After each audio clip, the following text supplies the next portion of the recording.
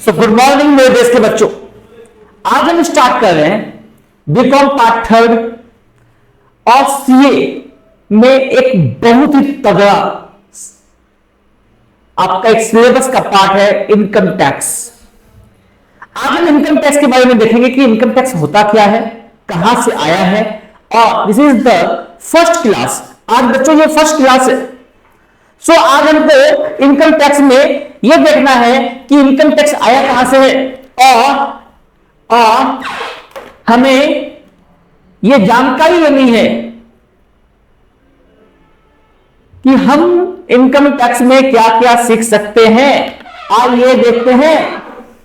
सो बच्चों देखो, पहले सबसे पहले क्या है, इनकम टैक्स जो है वो कहां से आया। वो एक लैटिन शब्द से आया है।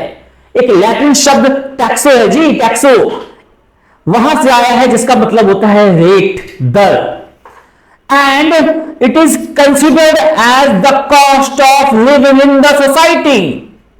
आप समाज में रहते हैं, समाज के लिए जीते हैं, समाज के लिए मरते हैं, तो समाज के लिए उसकी लागत भी देना होगा। बेटे समाज के में रहते हो तो समाज को उसकी लागत भी तो देनी होगी। आप स्वच्छ जल पीते हैं, आप अच्छे रोड पे चलते हैं, आप स्कूल कॉलेजेस जाते हैं, सरकारी योजनाओं का फायदा उठाते हैं, कहां से आएगा ये पैसा। ये क्या है, समाज में जीने के लिए एक लागत है, cost of living in the society. अब देखो क्या है, it constitutes the basic source of revenue to the government. Government का ये सबसे मुख्य सोर्स है इनकम का। विदाउट टैक्स, लगाम के बिना तो कुछ हो ही नहीं सकता। आपने देखा होगा आमिर खान की फिल्म लगाम। हालांकि मैं उस फिल्म को फेवर नहीं कर रहा, बट देखो लगाम के बिना क्या ही कर देगी सरकार। तो क्या है कि हमें एजुकेशन के लिए, हेल्थ के लिए, इंफ्रास्ट्रक्चर के लिए क्या चाहिए, टैक्स चाहिए सर।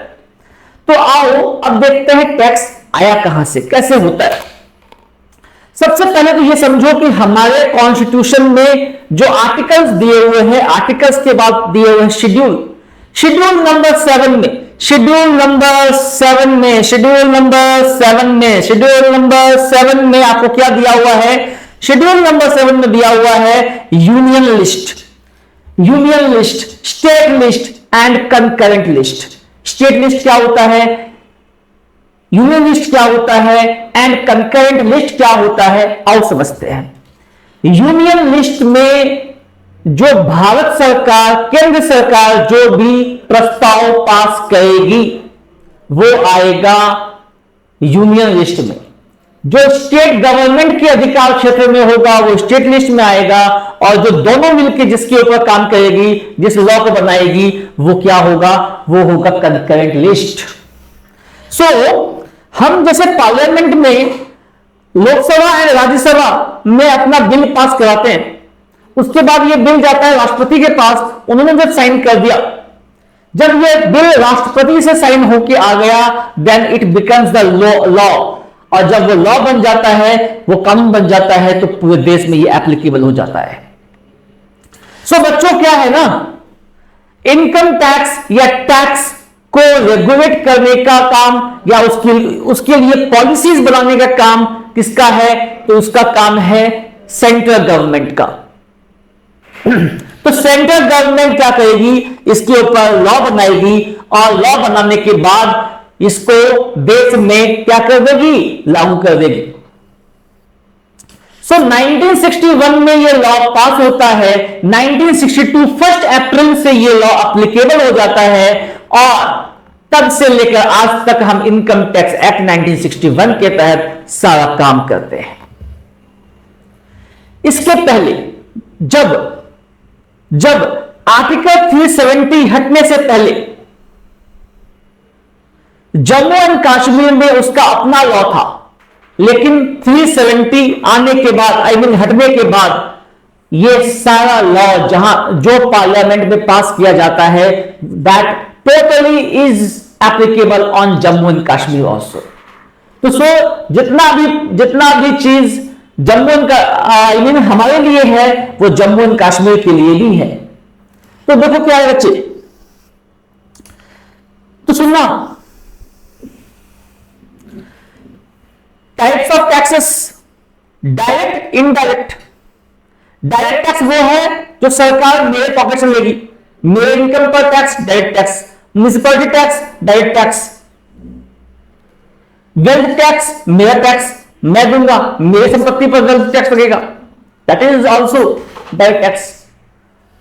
लेकिन अगर मैंने कोई सेल किया है, मैंने कोई सर्विस दी है, उस पर कोई टैक्स लगना है, दैट इज जीएसटी, वो इनडायरेक्ट टैक्स होता है। तो हमें सिर्फ और सिर्फ डायरेक्ट टैक्स की बात करनी है, और डायरेक्ट टैक्स में भी किसकी बात करनी है, इनकम टैक्स की बात करनी है। काफी बच्चों को ये दिक्कत हो जाती है, काफी बच्चे ये सस्पिशन में होते हैं कि डायरेक्ट टैक्स का मतलब इनकम टैक्स है। नहीं, डायरेक्ट टैक्स का एक हिस्सा है इनकम टैक्स। डायरेक्ट टैक्स में कई सारे टैक्सेस आते हैं, एक मेजर पोर्शन है इनकम टैक्स। इसीलिए हम कई बार डायरेक्ट टैक्स को इनकम टैक्स समझते हैं, लेकिन डायरेक्ट टैक्स सिर्फ इनकम टैक्स नहीं है। ठीक है, नाउ अब सुनना बात को, अब सुनना मैं क्या कह रहा हूं। इट इज, इनकम टैक्स क्या है, तो it is a parliamentary act passed in 1961 and is said to be as Income Tax Act 1961. It is applicable on whole of India. जब से 370 हटा, तब से हम जितना भी चीज था वो एप्लीकेबल हो गया जम्मू एंड कश्मीर के लिए। ठीक है दोस्तों, आगे बढ़ते हैं, चलिए आगे देखते हैं। आज हम कुछ टर्मिनोलॉजीज भी देखेंगे, इनकम टैक्स की कुछ टर्मिनोलॉजीज देखेंगे। क्या क्या टर्मिनोलॉजी है, आओ समझते हैं। पहला क्या है, एसएससी। एसएससी कौन है sir, who is known as SSC. SSC कौन है सर, देखो बच्चे, एसएससी वो है जिसका टैक्स कैलकुलेशन होना है, जैसे मेरा टैक्स कैलकुलेशन होना है। अगर मैंने इनकम कमाया और इनकम कमाने के बाद सरकार को मेरा क्या जाएगा, टैक्स जाएगा, तो मैं सरकार के लिए क्या हो जाऊंगा, मैं हो जाऊंगा एसएससी। जिसका इनकम का कैलकुलेशन होना है, he is known as SSC, करदाता। और उसके बाद देखो क्या है, देख लो लाला, देख लो, असेसमेंट। असेसमेंट का मतलब क्या होता है, कर निर्धारण।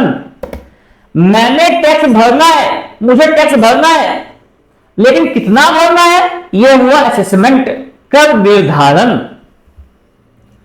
ठीक है, तो क्या हुआ देखो, एसएससी क्या हो गया, an SSC is a person और entity who is subject to tax under the income tax act of the country. Assessment क्या है sir, it is the calculation और evaluation of tax of an SSC.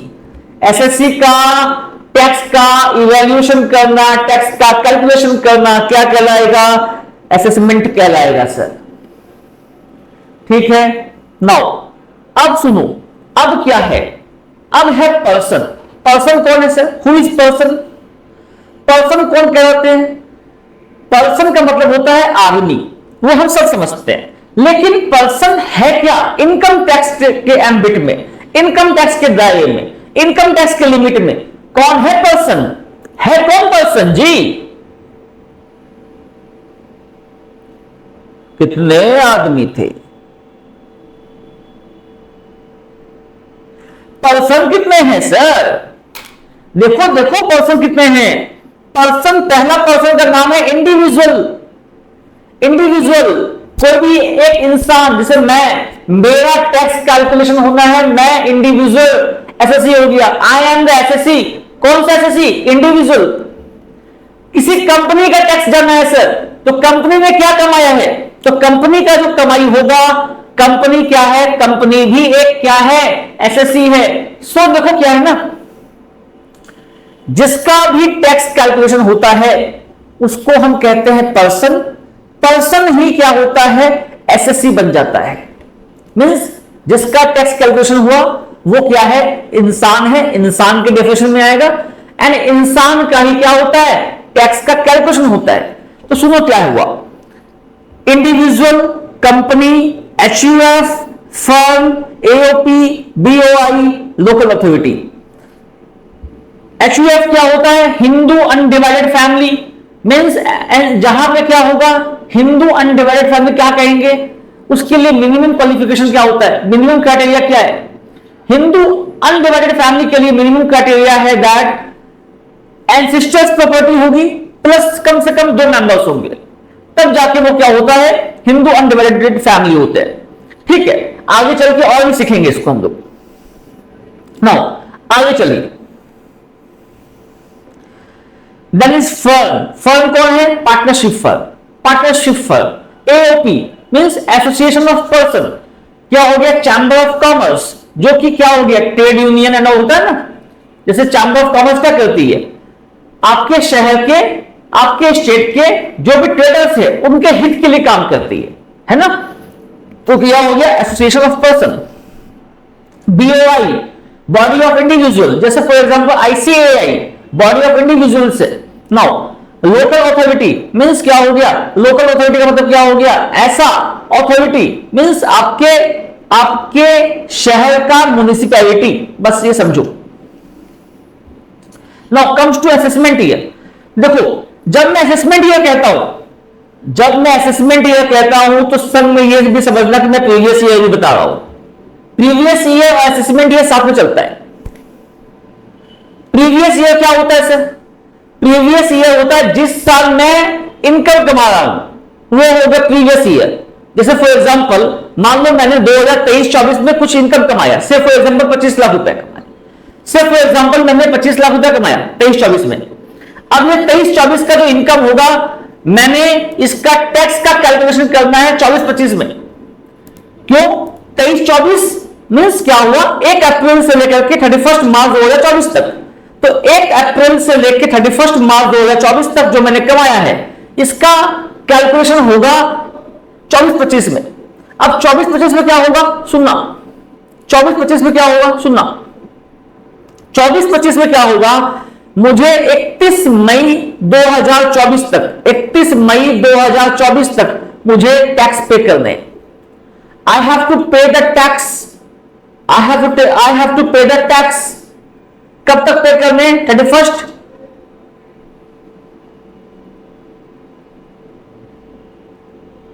थोड़ा सा यहां पे गलती हो गया। आई have to pay the tax bye 31 जुलाई 2024।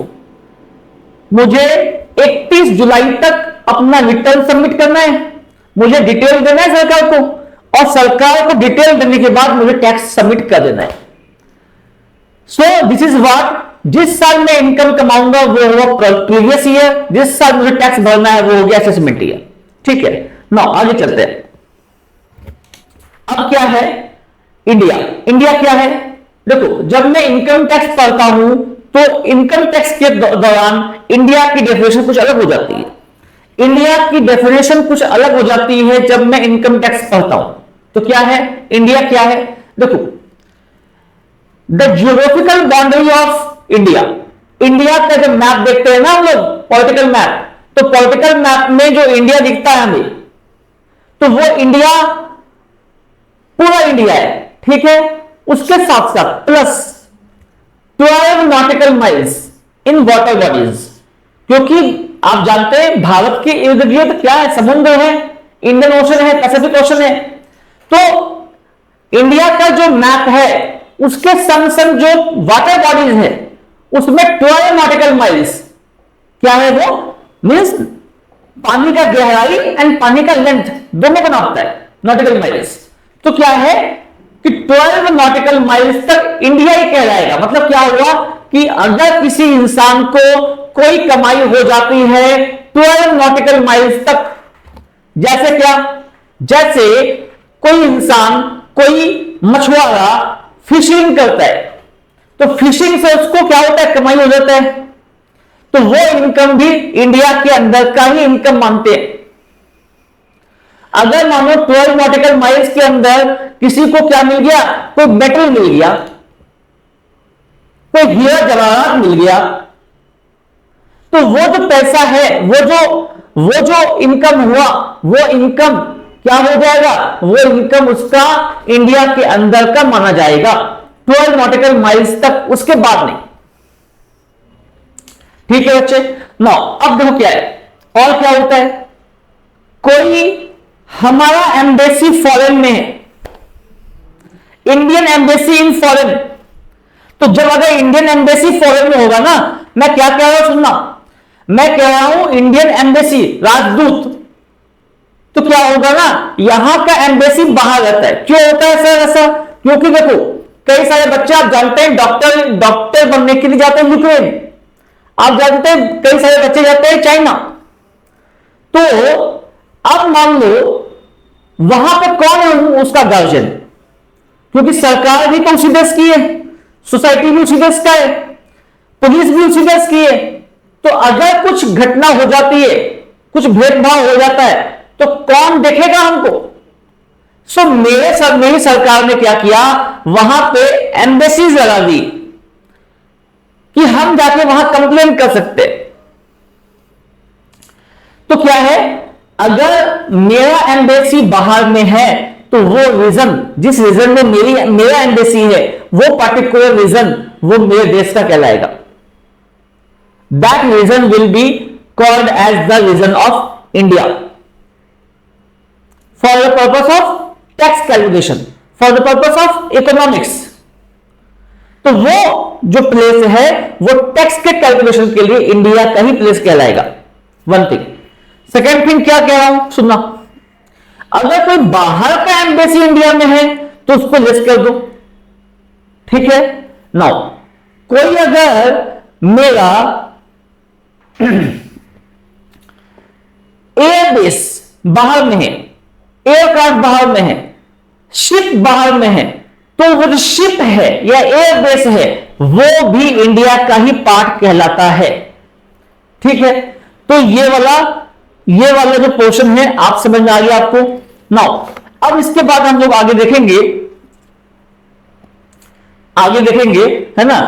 हाँ, तो अब देखते हैं हम लोग इनकम का कितना पार्ट है, कहां कहां से हम इनकम कमाते हैं। तो सुनना, we have 5 sources of income. या तो मैं सैलरी कमा रहा हूं, अगर एम्प्लॉयर एम्प्लॉय रिलेशनशिप है तो मैं सैलरी कमा रहा हूं, तो वो मेरा क्या होगा, इनकम फ्रॉम सैलरी।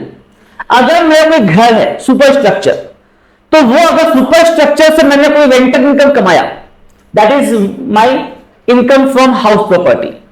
अगर मैंने कोई बिजनेस किया, बिजनेस या प्रोफेशन से कुछ कमा रहे हैं, that is the income from business and profession. अगर मैंने कोई अपनी संपत्ति बेची, मैंने अपना कोई अंगूठी बेच दिया जी, मैंने कोई क्या किया, कार बेच दिया, उससे पैसा कमाया है, तो बोलेंगे इनकम फ्रॉम कैपिटल गेन। तो हम उसको क्या बोलते हैं, इनकम फ्रॉम कैपिटल गेन।